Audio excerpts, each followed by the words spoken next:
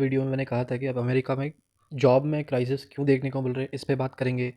और अमेरिका की एनर्जी मोटे-मोटे तौर पर किस डायरेक्शन में शिफ्ट होती दिखाई दे रही है। तो ये मेरा रेफरेंस पॉइंट से मैंने अमेरिका की चार्ट निकाला।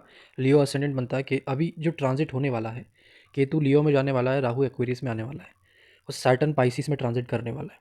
तो आप देखो सैटर्न दिख रहा है आपको 8th हाउस में। 8th हाउस रिफॉर्म होता है, सैटर्न हो गया वर्क प्रोफेशन वर्किंग सेक्टर, आप देख लो जॉब्स करियर। ठीक है, 7th लॉर्ड 8th में जा रहा है, तो एक तो बिजनेस डील ये कर नहीं पाएगा अमेरिका। ठीक है, ये चीज़ है। और रिफॉर्म्स, 8th हाउस रिफॉर्म होता है, सैटर्न इज वर्किंग सेक्टर, तो वर्किंग सेक्टर में बहुत बड़े रिफॉर्म्स देखने को मिलेंगे जो कि हमने डोनाल्ड ट्रंप के इलेक्ट होने से पहले ही देख लिए। इसके बाद में आप देखो केतु भी 12 लगन में बन रहा है, तो ये एनर्जी इसको आइसोलेशन देगा और बहुत ऊट पटांग, बहुत ही इस तरीके से डिसरप्टिव एनर्जी क्रिएट मुझे दिखती है। यहाँ एक तरीके से मुझे अमेरिका पूरी तरीके से आइसोलेशन में जाता दिख रहा है अगले 2 साल तक, और इसके डिसीजंस बहुत उम्दा होने वाले हैं, यानी कि एक्सट्रीम एंड्स वाले डिसीजंस होने हैं। इसकी गवर्नमेंट में मुझे ब्रेक दिखाई दे रहा है कि यहाँ पर बीच में शायद इसमें मिड टर्म इलेक्शंस भी होते हैं, तो वहाँ मुझे ब्रेक और फ्लक्चुएशंस दिखाई दे रहा है।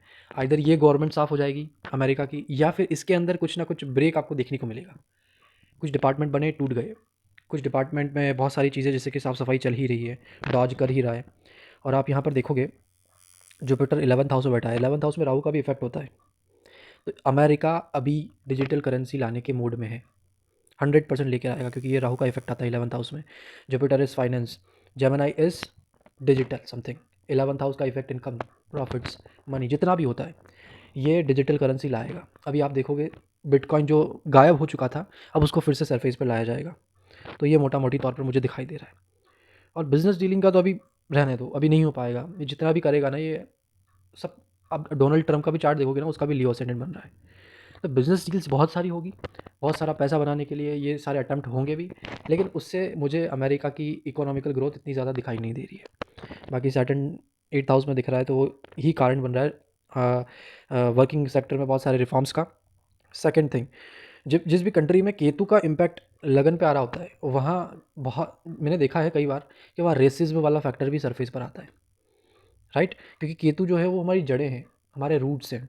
तो वो जब भी आपका इम्पैक्ट लग्न पे पड़ता है किसी कंट्री के, तो वहाँ के लोग अपने रूट से जुड़ना शुरू कर देते हैं, ये एनर्जी वहाँ अलाइन कर रही होती है। तो ये रेसिज्म वाला फैक्टर भी आप 2025 में अमेरिका के अंदर रेसिज्म वाला फैक्टर आप देखोगे, चाहे वो इंडियंस के साथ हो, चाइनीज़ के साथ हो, या किसी भी कंट्री के लोगों के साथ हो, ये फैक्टर आपको वहाँ देखने को मिलेगा।